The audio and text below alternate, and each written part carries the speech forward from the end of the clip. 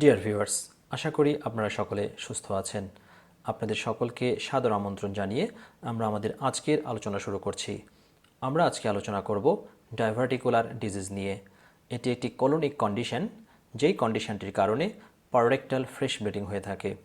অথবা যদি বলি, পাররেক্টাল ফ্রেশ ব্লিডিংয়ের অন্যতম একটি প্রধান কারণ হচ্ছে এই ডাইভার্টিকুলার ডিজিজ। এই ডাইভার্টিকুলার ডিজিজ সম্পর্কে বিস্তারিত আলোচনার পূর্বে আমাদের জানতে হবে what is diverticulum, what is diverticula. Diverticulum হচ্ছে herniation of mucosa through thickened colonic muscle. আমরা একটি ছবিতে দেখব, এটি একটি কোলনের ক্রস সেকশন। এতে দেখানো হয়েছে কোলনের যে মিউকাস লাইনিং আছে সেটি মাস্কুলার ওয়ালের ভিতর দিয়ে হার্নিয়েশন হয়ে এখানে একটি স্যাক তৈরি করেছে। এটি হচ্ছে ডাইভার্টিকুলাম। সাধারণত ইন্ট্রাকোলনিক প্রেশার যদি কোনো কারণে বেড়ে যায়, দ্যাট ইজ সেটা হার্ট স্টুল, কনস্টিপেশন বা কনস্টিপেশনকে রিমুভ করার জন্য যদি পেশেন্ট স্ট্রেনিং করে, সে সমস্ত কারণে এই মিউকাস লাইনিংগুলো হার্নিয়েশন হয়ে মাসেলের ভিতর দিয়ে বা মাসেল লাইনিংয়ের ভিতর দিয়ে বের হয়ে এসে একটি স্যাক লাইক স্ট্রাকচার তৈরি করে, যেটিকে আমরা বলছি ডাইভার্টিকুলাম। আমরা একটি হিস্টোলজিক ছবি দেখব। এতে দেখা যাচ্ছে যে মিউকাস লাইনিং মাসেল লাইনিংয়ের ভিতর দিয়ে হার্নিয়েশন হয়ে এই স্যাকটি তৈরি করেছে, যেটিকে আমরা বলছি ডাইভার্টিকুলাম। এই ডাইভার্টিকুলাম যখন অনেক বেশি হবে বা সংখ্যায় অনেক বেশি হবে, তখন সেটিকে আমরা বলে থাকি ডাইভার্টিকুলা। অর্থাৎ ডাইভার্টিকুলামের প্লুরাল ফর্ম হচ্ছে ডাইভার্টিকুলা। এই ডাইভার্টিকুলাগুলো কোলনের যে কোনো জায়গায় হতে পারে, অর্থাৎ অ্যাসেন্ডিং কোলন থেকে শুরু করে ডিসেন্ডিং কোলন পর্যন্ত যে কোনো জায়গায় হতে পারে। কিন্তু দেখা গিয়েছে যে অ্যাসেন্ডিং কোলন থেকে শুরু করে ডিসেন্ডিং কোলনের যেখানে শেষ হয়, অর্থাৎ লেফট সাইডের সিগময়েড কোলনের কাছে তাদের সংখ্যা অনেক বেশি পাওয়া যায়। আমরা একটি ছবি দেখব। এটি অ্যাসেন্ডিং কোলন থেকে কোলন শুরু হয়েছে, ট্রান্সভার্স কোলন, এবং লেফট সাইডে এসে ডিসেন্ডিং কোলনের নিচের পোর্শনে, দ্যাট ইজ সিগময়েড কোলনের এখানে ডাইভার্টিকুলামের সংখ্যা অনেক বেশি দেখা যাচ্ছে। এটি একটি, এখানে আরও কিছু দেখা যাচ্ছে। এইগুলো হচ্ছে ডাইভার্টিকুলা। এই ডাইভার্টিকুলার রিলেটেড কিছু টার্মিনোলজি সম্পর্কে আমরা এখন জানব, যেমন ডাইভার্টিকিউলোসিস। ডাইভার্টিকিউলোসিস হচ্ছে কারোর ডাইভার্টিকুলা থাকবে, কিন্তু এই ডাইভার্টিকুলাগুলোর কারণে তার কোনো ফিচার থাকবে না, দ্যাট ইজ কোনো সিমটম থাকবে না।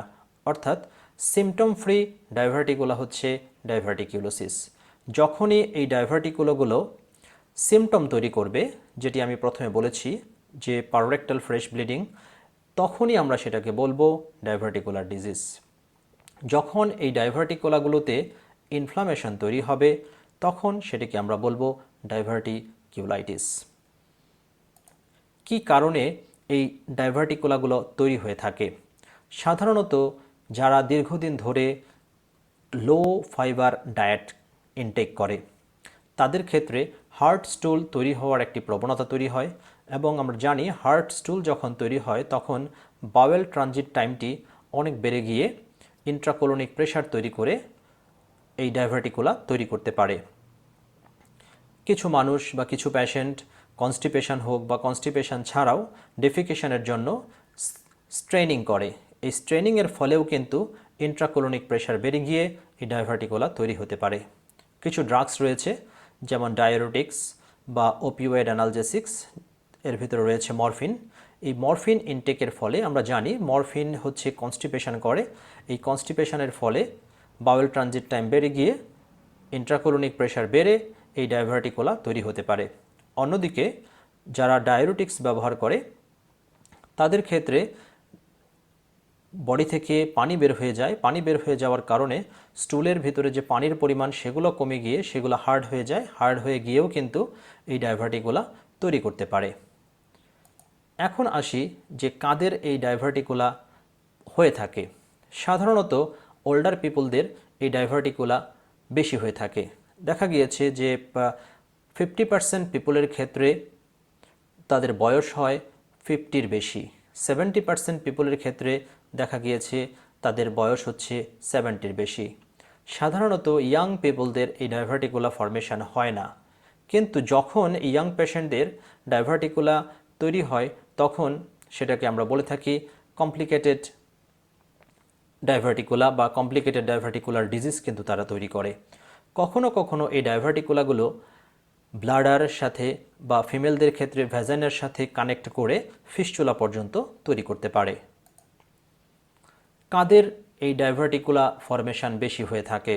একটু আগে বলেছি যে সমস্ত লোকজন লো ফাইবার ডায়েট ইনটেক করে, যাদের বয়স অনেক বেশি, এবং ইয়াঙ্গার পিপলদের ক্ষেত্রে যারা হচ্ছে অবেস, যারা স্মোকিংয়ের সাথে রিলেটেড এবং যারা দীর্ঘদিন ধরে NSAID খায়, তাদের ক্ষেত্রেও কিন্তু এই ডাইভার্টিকুলা ফরমেশন হতে পারে।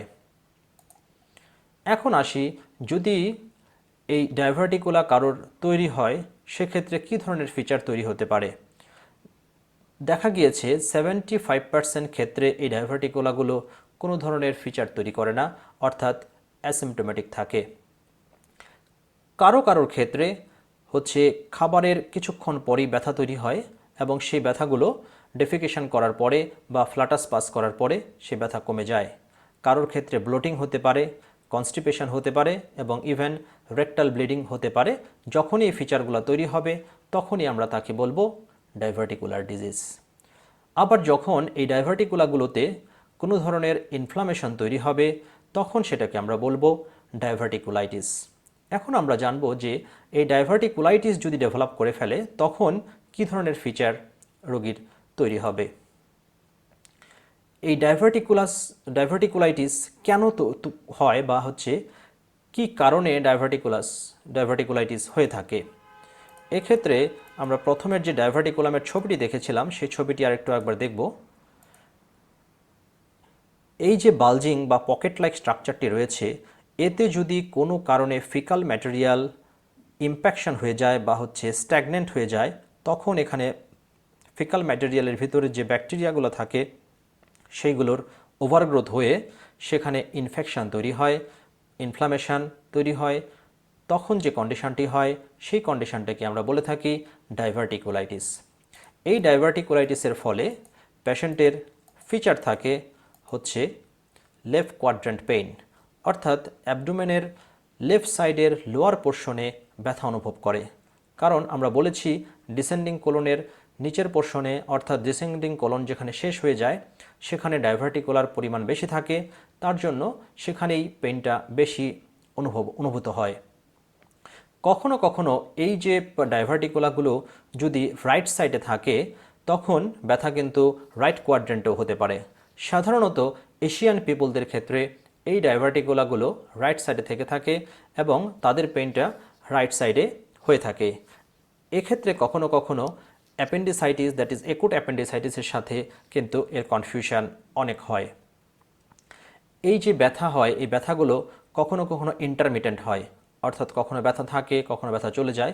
ব্যথা কনস্ট্যান্ট হতে পারে অথবা বাউল হ্যাবিটের সাথে ব্যথার পরিবর্তন হতে পারে। যেহেতু ইনফ্লামেশন হবে তার জন্য পেশেন্টের ফিভার থাকতে পারে, ফিভারের কারণে ট্যাকিকার্ডিয়া তৈরি হতে পারে।